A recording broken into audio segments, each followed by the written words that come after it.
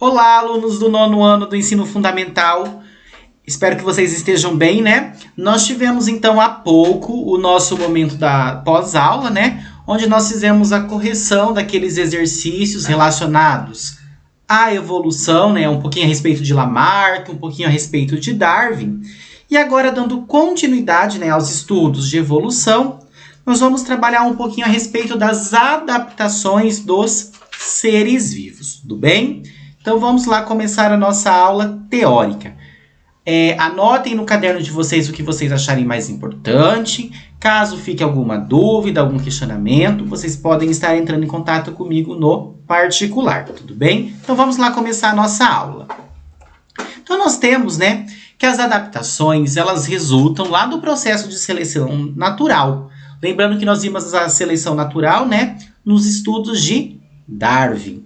Então, segundo a seleção natural, os organismos que estão mais bem adaptados ao ambiente, eles conseguem sobreviver. E os que estão menos adaptados, eles tendem a desaparecer. E essa seleção natural, então, ela vai ser definida da seguinte maneira. Então, ela pode exercer função específica, pode ser a defesa contra predadores, pode ser a obtenção de alimento, né? Quem vai conseguir ter mais facilidade para obter alimento em tal ambiente. Pode ser uma proteção contra temperaturas extremas. Ou ainda nós temos o caso da atração para parceiros sexuais, né?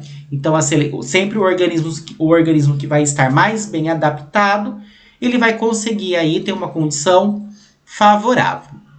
Então, essas condições, elas vão ser selecionadas, né? Como eu havia dito, pelo ambiente.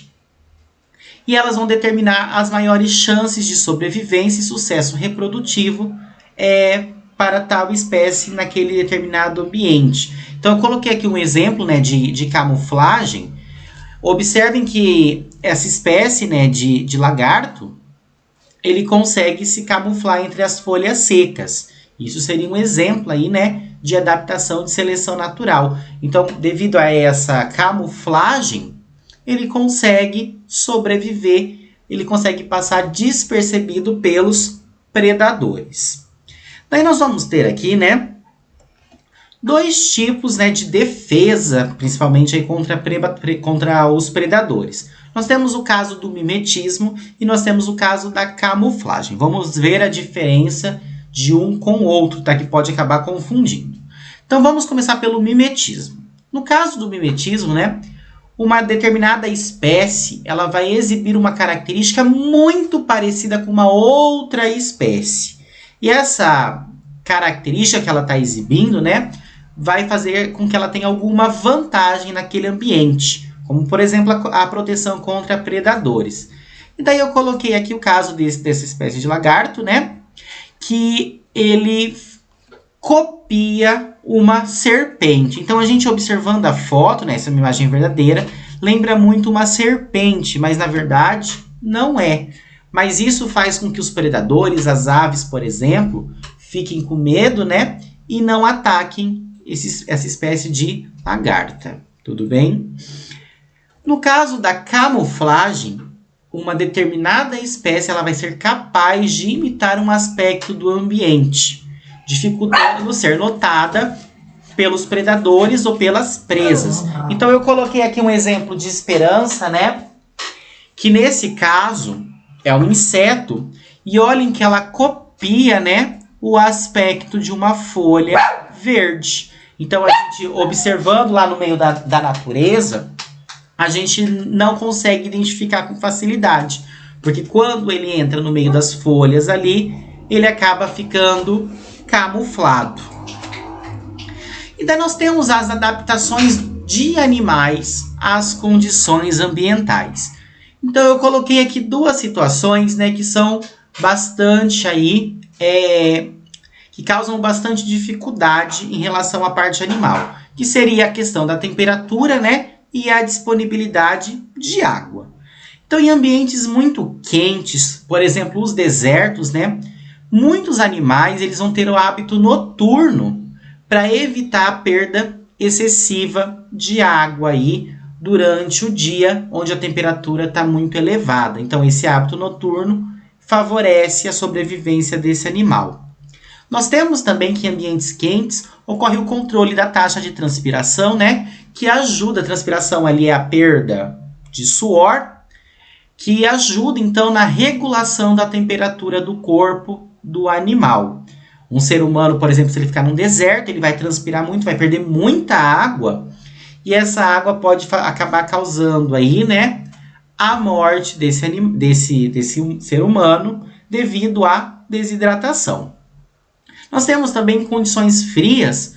Os animais eles vão possuir uma pelagem mais espessa e uma grossa camada de gordura, que confere, então, um equilíbrio ali térmico, né? Então, ajuda a manter a temperatura desse animal nessa condição fria. Nós ainda temos os animais, por exemplo, os ursos, que vão hibernar, né?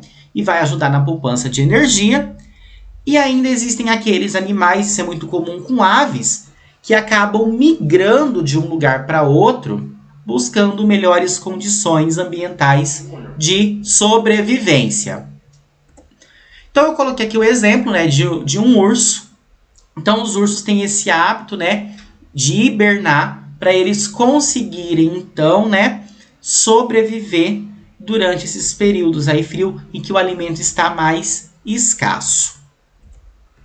As plantas também têm adaptações às condições ambientais. E daí os exemplos, né, de condições que dificultam a sobrevivência, também entra a disponibilidade de água, né, e a alta incidência de calor. Então, em ambientes que são muito quentes, as plantas geralmente elas vão possuir as folhas modificadas em espinhos, os caules vão ser suculentos e as raízes mais profundas. Aqui no Brasil nós temos como exemplo o bioma da Caatinga, que as plantas então elas quase não apresentam folhas, né, são espinhos. O cacto tem um caule mais suculento, né, onde ele está armazenando água. E dependendo do ambiente, a raiz da planta ela é mais profunda para ela conseguir uma disponibilidade de água maior.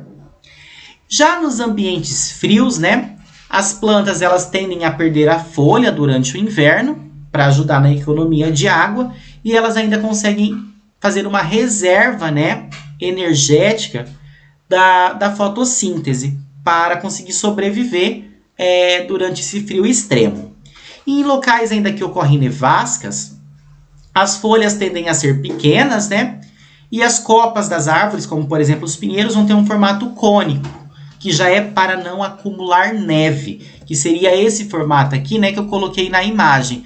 Esse formato de cone invertido faz com que a neve caia, não fique sobre a planta, né, dificultando então a sobrevivência dela. Falando agora um pouquinho a respeito da especiação, né, e a ancestralidade. Então nós temos, né, a formação de novas espécies, como nós já vimos, os seres vivos eles tendem a ir evoluindo e nessa evolução algumas espécies acabam sendo extintas e novas espécies vão surgindo. Então o isolamento de grupos de uma mesma espécie, né, pode levar à formação de novas espécies ao longo do tempo. E esse processo ele vai necessitar de algumas condições. A primeira condição seria a variabilidade. Então, que seria a diferença entre os indivíduos de uma mesma espécie, né? Lembra que eu falei para vocês que a variabilidade genética permite que os seres vivos sobrevivam. Por isso que os gametas, né, que são as células de reprodução, elas são diferentes. Isso no caso da reprodução sexuada. Nós temos também a atuação do processo de seleção natural, né, que como a gente já viu, o organismo mais bem adaptado ele vai ter uma condição favorável e ele vai conseguir sobreviver, enquanto que o organismo menos adaptado vai ter uma porcentagem maior de taxa de morte, né, devido a esse ponto negativo de sobrevivência. E nós ainda temos o isolamento reprodutivo, que vai acontecer, né, quando duas populações de uma mesma espécie original se tornam diferentes entre si, a ponto de uma reprodução não ser mais possível, formando então duas espécies distintas. Então nós teríamos a espécie A, essa espécie A se separou por algum motivo, né, formando duas populações, as populações vão evoluir diferente e elas não vão mais conseguir se reproduzir. Daí nós temos, né, como que isso acontece. Um dos motivos é através de uma barreira chamada de barreira geográfica, que pode ser um rio, pode ser uma cadeia de montanhas, ou até mesmo a separação do continente aí, né, que nós sabemos que os continentes estão em movimento devido à questão das placas tectônicas. Então, nesse caso, essa barreira geográfica, ela vai separar uma população original de uma determinada espécie e o processo de seleção natural vai fazer com que essas espécies que estão vivendo separadas, né, evoluam de maneira diferente. Então, nós tínhamos aqui, por exemplo, a espécie de peixinhos vermelhos, né, que vivia junta. Essa espécie foi separada por uma barreira geográfica e nós tivemos a formação de novas espécies. Então, nós temos a população de peixes azuis e de peixes vermelhos. E nós ainda temos, né, o isolamento reprodutivo, que é quando as duas espécies, né, são isoladas reprodutivamente, sem que haja a barreira física. Então, em um primeiro momento, podem parecer ser da mesma espécie, mas não existe compatibilidade reprodutiva. Esses organismos, eles não conseguem se reproduzir ou eles produzem descendentes que são estéreis, que não podem, né, gerar descendentes. E por fim, nós temos o que nós chamamos, né, de árvores filogenéticas. O que são essas árvores filogenéticas, então? Elas representam diagramas, né, que indicam relações de parentesco evolutivo entre grupos de seres vivos. Esses grupos podem ser, por exemplo, de diferentes espécies. Quanto mais recente é o ancestral compartilhado entre dois ou mais grupos de uma árvore filogenética, maior é o grau de parentesco evolutivo entre eles, ou seja, maior é a quantidade de características compartilhadas. Então eu coloquei a imagem, né, só para vocês verem. Isso aqui é um exemplo simplesinho, né, de uma árvore filogenética. Então aqui nós teríamos o ancestral comum, né, de todos esses organismos. E conforme a gente vai aproximando aqui a escada, né, escada entre aspas, mais características comuns são compartilhadas. Por exemplo, entre a águia americana e o jacaré, nós temos animais que apresentam mandíbula, pulmão, né, e moela. Se a gente já pegar aqui no caso, entre a lampreia e o robalo, eles vão compartilhar, né, a questão da mandíbula, tá certo? Então, essas árvores filogenéticas, elas estão estudando, né, essa relação de parentesco entre as espécies e também a questão da ancestralidade. Qual é o ancestral comum que deu origem àquele grupo de seres vivos? Tudo bem? Então, eu espero que vocês tenham gostado, né, da nossa aula de hoje.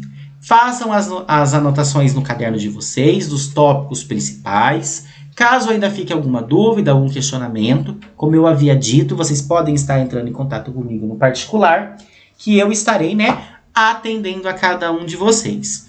Mas, tenham uma excelente semana, né? Bons estudos e até logo. Tchau, tchau.